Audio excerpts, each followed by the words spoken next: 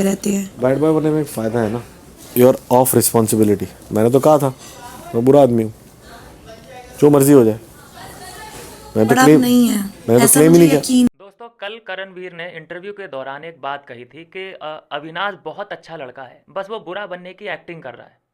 अविनाश दिल से बहुत अच्छा है। कभी कभी वो जब अपने कैरेक्टर में नहीं होता तो कभी कभी मेरे लिए डोर ओपन करता है, फिर वो थैंक यू बोलता है।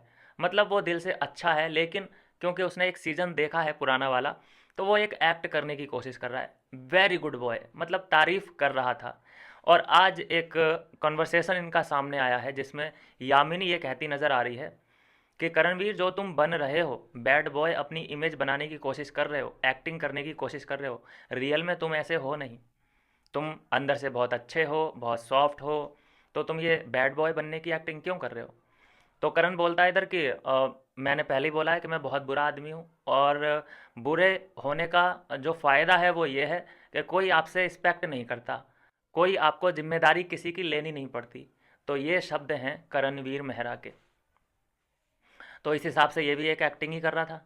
लेकिन यहाँ पे उसने खुद एक्सेप्ट किया है कि मैं बैड बॉय बने रहना चाहता हूँ, और मैं अगर मैं सॉफ्ट कॉर्नर दिखाऊंगा, हर किसी के लिए रोता फिरूंगा, तो लोग मेरा फ़ायदा उठा सकते हैं, और मुझ पे ऐसी तमाम जिम्मेदारियाँ आ सकती हैं जिन जिम्मेदारियों के तले मैं दब सकता हूँ। तो इससे अच्छा है कि बैड बॉय की इमेज जो होती है वो ऐसी होती है, केयरलेस की, लफंडरगिरी की, और उससे ना ही कोई उलझना चाहता है और ना ही उससे कोई रिश्ता बनाना चाहता है। और वो एक ऐसा कैरेक्टर होता होता है जो टेंशन फ्री होता है। तो इसीलिए लोग बैड बॉय बनना पसंद करते हैं, और यही वो बनने की अंदर कोशिश कर रहा है। अच्छा, इस इमेज को आप ध्यान से देखिए। इसमें फिर से मैंने एक जो पैटर्न नोटिस किया है, चुम हमेशा इनके इर्द गिर्द बीच बाच में ही बैठी रहती है। कोई डायलॉग नहीं होता पूरी कन्वर्सेशन में, चुम का कोई डायलॉग नहीं होता, लेकिन फिर भी उसको फुटेज मिलता है फ्री में। फ्री का ये फुटेज होता है दोस्तों, इसकी बहुत बड़ी वैल्यू है। इस फुटेज के चक्कर से लोग बाहर निकल जाते हैं अगर फुटेज ना मिले तो। मुस्कान का क्या हाल हुआ था आप सब जानते हैं, बग्गा पाजी का क्या होने वाला है, उनके ऊपर कोई फुटेज जाता ही नहीं है। और यहाँ चुम को फ्री में, बिल्कुल फ्री फोकस होता है कैमरों का करणवीर के ऊपर, शिल्पा के ऊपर। लेकिन क्योंकि इन दोनों के बीच में हमें चुम दिखाई देती है, तो उसके ऊपर ऑटोमेटिक फोकस चला जाता है, जिसके कारण जनता के दिमाग में ये बसा हुआ है कि हाँ भाई, चुम दरांग नाम की भी एक अंदर लड़की है जो अपना बहुत अच्छे से कंट्रीब्यूशन दे रही है। तो खैर, बात कर लेते हैं असली नकली की। तो ये नकली पर्सनैलिटी है, इसने खुद ये साबित कर दिया।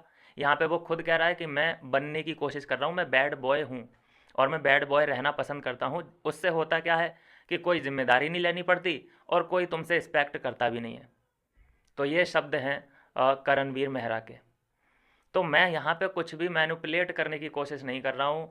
यहाँ पे जो वो बोल देता है अपने मुंह से, हम उन्हीं बातों को आप तक पहुँचाते हैं। और जो उनके फैंस का कुछ आरोप है कि भाई तुम तो करणवीर मेहरा के खिलाफ हो, नहीं दोस्तों, मेरी जिम्मेदारी है कि जो अपनी पर्सनैलिटी खुद बता रहा है वो आप तक पहुंचाना। उसने खुद अपने बारे में बोला है कि मैं मिट्टी का तेल हूँ, मैं माचिस की तिल्ली हूँ। तो ये बातें आपको भी पता होना चाहिए कि नहीं होना चाहिए?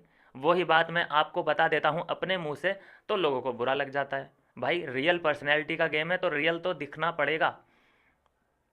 अभी तक लेकिन चल क्या रहा था, कभी रिव्यू के भरोसे चल रहा है, और रिव्यू के भरोसे पूरा 25 दिन निकाल दिए हैं। शुरू के 25 दिन जिम करते करते निकाल दिए थे। तो समझ में ये नहीं आ रहा है भैया कि कौन सा करणवीर असली है। ये अभी समझना बड़ा मुश्किल होता जा रहा है। रिव्यू से पहले वाला करणवीर असली है या फिर अभी वाला? और दूसरों को ये सर्टिफिकेट बांटता है असली नकली के। अविनाश को सर्टिफिकेट देता है कि वो अंदर से बहुत अच्छा है, लेकिन वो एक्टिंग करने की कोशिश कर रहा है। भाई, तूने क्या शुरू किया है? अभी अभी ये क्या चल रहा है? रिव्यू के भरोसे तेरी गाड़ी चल रही है, और इस कन्वर्सेशन में भी तूने एक्सेप्ट कर लिया है कि मैं बैड बॉय हूँ, मैं बोलता हूँ। और जबकि वो कह रही है, जो पास में बैठी यामिनी है, कि तू बनने की कोशिश कर रहा है, तू है नहीं बैड बॉय। तो भैया, वहाँ पे मुझे तो लगता है कि सब फिर इसके हिसाब से सब एक्टिंग कर रहे हैं, और ये ही उधर रियल पर्सनैलिटी है। दोस्तों, मैं उसकी बिल्कुल भी इज्जत नहीं कर सकता, मैं उसको कभी रिकमेंड नहीं करूँगा जिसकी जिसका कंटेंट रिव्यू के भरोसे चलता है। रिव्यू, जैसे चाहत पांडे रिव्यू पे चलती है, जैसे करणवीर मेहरा भी अब रिव्यू के भरोसे चल पड़ा है। बाकी जो दया दृष्टि दिखा रहे हैं बिग बॉस आजकल करणवीर मेहरा को वो भी किसी से छुपा नहीं है। फुटेज का जो एक्स्ट्रा बोनस मिलता जा रहा है, उसकी वजह से दोस्तों बहुत इफ़ेक्ट पड़ा है। उसकी वजह से इतना इफेक्ट पड़ा है कि हमें विभिन्न कहीं पे दिखाई नहीं दे रहा है। आप मुझे कल जो एपिसोड बीता है, एक सीन आप बता दीजिए मुझे कि आपको विभिन्न याद हो।